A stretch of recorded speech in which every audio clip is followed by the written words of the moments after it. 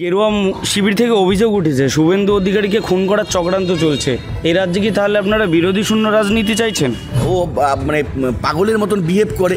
তো এই পাগলকে আমি মনে করি যে রাস্তার কুকুর টুকুর তারা করতে পারে, মানে রাস্তার কোনো কুকুর পাগল দেখলে তারা করে, সেগুলো তারা করতে পারে। কিন্তু আমার মনে হয় না যে কে ওকে খুন করবে। খুব বেশি হলে ওকে পাগল কুকুর কামড়াতে পারে, এর বেশি শুভেন্দু অধিকারীর কিছু হবে না। তৃণমূলকে ক্ষমতায় আনার জন্য যা যা দরকার শুভেন্দু অধিকারী সব করছে। আমরা শুভেন্দু অধিকারীর মতন পাগলের ওপর ভরসা করে আমরা আছি। আমরা জানি ওর যত পাগলামি বাড়বে তৃণমূলের তত সিট বাড়বে। নিশ্চিন্তে থাকো যে বিজেপি 35টার উপর আসন এবার পাবে না। মুখ্যমন্ত্রী যদি 100 টাকা দেন তাহলে কাজ হয় 25 টাকার, এই অভিযোগ করছে মুর্শিদাবাদের জঙ্গিপুরের তৃণমূল বিধায়ক জাকির হোসেন। আর যদি কেউ মনে করে যে মমতা বন্দ্যোপাধ্যায় অভিষেক বন্দ্যোপাধ্যায়ের ছবিকে ব্যবহার করে আমরা উন্নয়নের টাকা খাবো, সে তৃণমূল কংগ্রেসেরও কেউ হয়, তার জায়গা হবে জেলের ভেতর। গ্যাস না জ্বালিয়ে রান্না করছেন মমতা বন্দ্যোপাধ্যায়, এই নিয়ে আপনি কি বলবেন? এই আগুন জ্বলছে না চুলোয় রান্না করছে, এইগুলো কি কোনো রাজনৈতিক কথাবার্তা? আর এইসব গরুগুলোর উত্তর, হ্যাঁ গরুদের মতন উত্তর এদেরকে দেওয়া যায় নাকি? এইসব এর কোনো উত্তর হয় না। যে 26-এর ভোটে কি রং বদল হবে না? আমি সৌরভপ্রিয় দত্ত কথা দিচ্ছি যে বিজেপি যদি ক্ষমতায় আসে মমতা বন্দ্যোপাধ্যায় বেঁচে থাকতে, তাহলে আমি মুরলীধর স্ট্রিটে বিজেপির পার্টি অফিসের সামনে এবং সল্টলেকে বিজেপির পার্টি অফিসের সামনে মাথা ন্যাড়া হয়ে খালি গা হয়ে নাকখত 1 কিলোমিটার আমি নাকখত দিতে যাব। বলছি, এই যে মুখ্যমন্ত্রী মমতা বন্দ্যোপাধ্যায়ের বাড়িতে কালী পুজো, সেখানে ভোগ রান্নার একটি ভিডিওতে বিরোধীরা শেয়ার করেছে, আর শেয়ার করে বলছে যে গ্যাস না জ্বালিয়ে রান্না করছেন মমতা বন্দ্যোপাধ্যায়, এই নিয়ে আপনি কি বলবেন? এটা তো ওই পাড়ার রগবাজদের মতন রাজনীতি, চিপ মেন্টালিটির রাজনীতি। এগুলো কোনো রাজনৈতিক কথাবার্তাই নয়। আর এইগুলো নিয়ে আমরা তৃণমূলের যারা আছি তারা না, আমরা উত্তর দিতে রাজি নই। মানে গ্যাসে আগুন জ্বলছে না, ওরা দেখতে পাচ্ছে। এবার মানে ওরা প্রতিটা ব্যাপারে মমতা বন্দ্যোপাধ্যায়কে এত ভালো করে ওরা ফলো করে, আমার দেখতে ভালো লাগে যে হ্যাঁ অবশ্যই মমতা বন্দ্যোপাধ্যায়কে ভালো করে দেখো কীভাবে রান্না করছে, কীভাবে হাঁটছে, কীভাবে কথাবার্তা বলছে, বাংলার মানুষ কীভাবে নিয়েছে। এই ধরনের এই কীটের মতন ভাবনা, এই ছোট ছোট রগবাজ যারা নেতারা আছে বিভিন্ন বিজেপির, এই রগবাজ নেতারা এই আগুন জ্বলছে না চুলোয় রান্না করছে, এইগুলো কি কোনো রাজনৈতিক কথাবার্তা? আর এইসব গরুগুলোর উত্তর, হ্যাঁ গরুদের মতন উত্তর এদেরকে দেওয়া যায় নাকি? এইসব এর কোনো উত্তর হয় না। আগুন জ্বলছিল কি জ্বলছিল না, হ্যাঁ এইগুলো খুব বাজে ব্যাপার। আসলে ওদের কাছে আর কোনো অপশান নেই, মানে ওদের কাছে কোনো মানে ইস্যু নেই যে মমতা বন্দ্যোপাধ্যায়ের বিরুদ্ধে তোমরা কী বলবে। একটা কোনো ইস্যুতে কথা বলতে হবে। উন্নয়ন ওরা বাংলায় করতে পারবে না, ওদের বাংলায় এতগুলো সাংসদ এতগুলো বিধায়ক রয়েছে, উন্নয়নের কোনো রকম কোনো একটা প্রোফাইল ওরা বার করে মানুষকে দেখাতে পারছে না যে মানুষ আমাদের ভোট দিয়ে যে কটা সিটে আমরা আছি আমরা কি উন্নয়ন করেছি। ওরা কোথায় আগুন জ্বলছে, কোন গ্যাসে আগুন জ্বলছে না, এইসব চিপ মেন্টালিটির রগবাজ যেসব ছেলেমেয়েরা থাকে তাদের মতন বিহেভ করছে। ওটা নিয়ে আমি কোনো উত্তর দেবো না। বলছি, গেরুয়া শিবির থেকে অভিযোগ উঠেছে শুভেন্দু অধিকারীকে খুন করার চক্রান্ত চলছে। এই রাজ্যে কি তাহলে আপনারা বিরোধী শূন্য রাজনীতি চাইছেন? শুভেন্দু অধিকারী এমন কে যে ওকে খুন করার কেউ চেষ্টা করবে? আমার কথা হচ্ছে যে ও যদি একটা বড়সড় কেউ হতো, মানে আমি মনে করলাম যেমন রাজীব গান্ধী আমাদের এখানে হত্যা করা হয়েছে, ইন্দিরা গান্ধীকে হত্যা করা হয়েছে, ঠিক আছে, আমরা এটা দেখতে পেরেছি। তারা সারা ভারতবর্ষ কেন সারা পৃথিবীর বুকে একটা ফ্যাক্টর হয়ে দাঁড়িয়েছিল। বিভিন্ন জঙ্গি সংগঠন চেষ্টা করেছে। দেখুন বাংলায় এত চিপ রাজনীতি হয় না। আর শুভেন্দু অধিকারীর মতন একটা, আমি ওকে অ্যাকচুয়ালি পাগল বলি, একটা পাগলকে একটা এই ধরনের খুন করে দেওয়া, ওকে সরিয়ে দেওয়া, এইগুলো একদমই কোনো বিষয় নয়। আমি বলবো যেহেতু গণতন্ত্রে যেমন আমরা দেখতে পাই যে একজন খুনি স্বরাষ্ট্রমন্ত্রী হতে পারে, একজন গুজরাট দাঙ্গার নায়ক সে প্রধানমন্ত্রী হতে পারে, তেমনি একটা পাগল সে বিরোধী দলের নেতা হতে পারে। এখন বাংলায় এরকম একটা পাগল বিরোধী দলের নেতা পাওয়া গেছে, ওর নিজের কোনো মানে ওর জনপ্রিয়তা নেই, হ্যাঁ ও মানে পাগলের মতন বিহেভ করে। তো এই পাগলকে আমি মনে করি যে রাস্তার কুকুর টুকুর তারা করতে পারে, মানে রাস্তার কোনো কুকুর পাগল দেখলে তারা করে, সেগুলো তারা করতে পারে।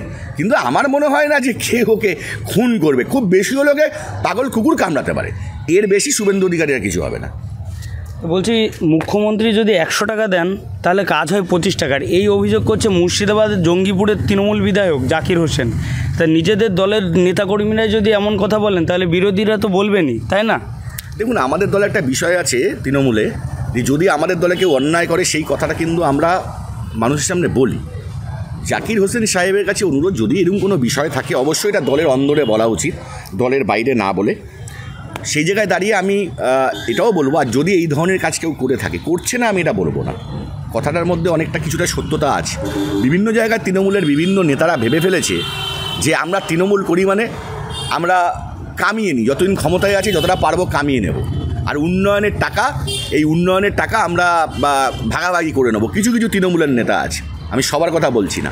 সেই জায়গায় অভিষেক বন্দ্যোপাধ্যায় এর আগে আপনি দেখেছেন যে বিভিন্ন জায়গায় যখন তিনি ঘুরছেন নবজোয়ারে, তখন যারা এরকম দুর্নীতিগ্রস্ত, যারা এরকম লোকের টাকা মেরেছে বা লোকের টাকা মেরে উন্নয়নের টাকা মেরেছে, তাদের কিন্তু অভিষেক বন্দ্যোপাধ্যায় দল থেকে ঘাট ধরে বার করে দিয়েছে।